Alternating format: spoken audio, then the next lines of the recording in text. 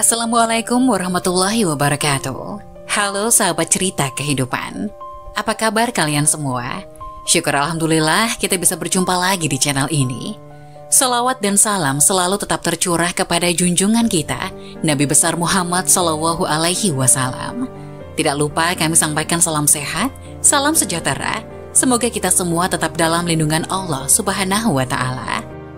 Seperti biasa, kita akan berbagi kisah dari yang unik, menarik, sampai bikin nangis. Semoga bermanfaat.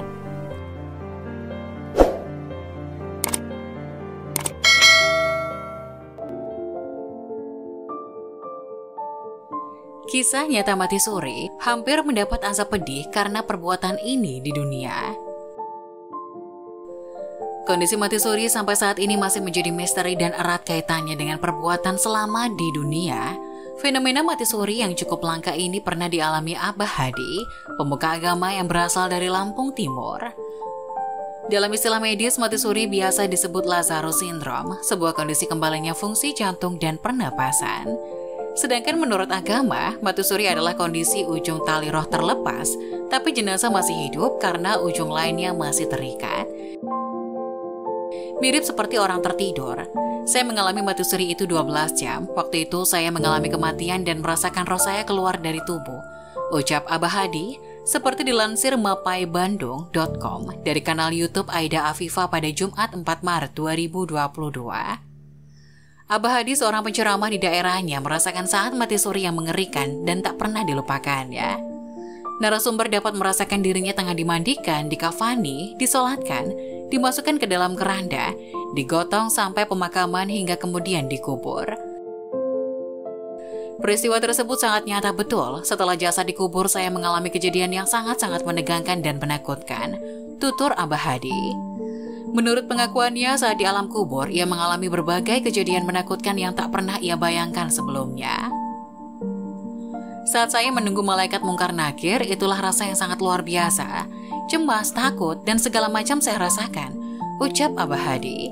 Saya menunggu kehadiran malaikat mungkar nakir dengan hati gemetar luar biasa, sambungnya. Cukup lama ia menunggu kehadiran malaikat tersebut, tapi tidak kunjung datang. Dalam keadaan seperti itu, Abah Hadi melihat sebuah kuali atau cawan yang sangat besar, berisi air mendidih di atas kepalanya. Kuali tersebut berisi air yang sangat panas dan mampu melelehkan apapun yang dilewatinya. Ibarat kalau air itu menetes di besi, langsung meleleh karena saking panasnya air yang mendidih itu, ucapnya. Menurut Abah Hadi, saat itu tidak ada siapapun di sekitarnya. Hanya ada dirinya seorang diri dengan kuali tepat di atas kepalanya. Karena ada kuali di atas kepalanya, dengan sendirinya kepala saya bergerak melihat ke atas, kemudian mulut terbuka menganga lebar, tuturnya. Seperti orang kehausan dan tahu-tahu kuali itu miring seperti ingin mengalirkan air, sambungnya. Ketakutan semakin menjadi karena kuali tersebut semakin miring ke arah mulutnya. Abah Hadi kemudian memekik menjerit dan meminta pertolongan kepada Allah.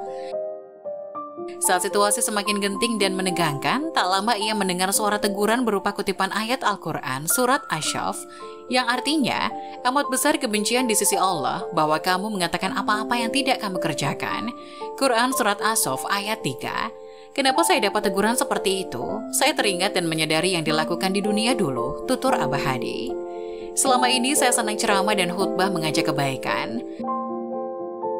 Ternyata ceramah yang saya lakukan selama ini belum pas dengan perbuatan saya, sambungnya. Singkat cerita, salah satu anggota keluarga Abah Hadi mendapat firasat keberadaan dirinya yang masih hidup.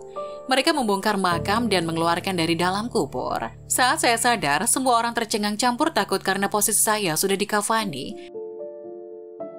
Jadi tidak percaya kalau saya hidup kembali, ucapnya. Di akhir kisahnya, Abah Hadi masih memperbaiki diri agar siap menghadapi kematian yang sesungguhnya. Namun usai kejadian dan pengalaman mengerikan mati suri tersebut, Abah Hadi tidak mengisi undangan ceramah sampai saat ini.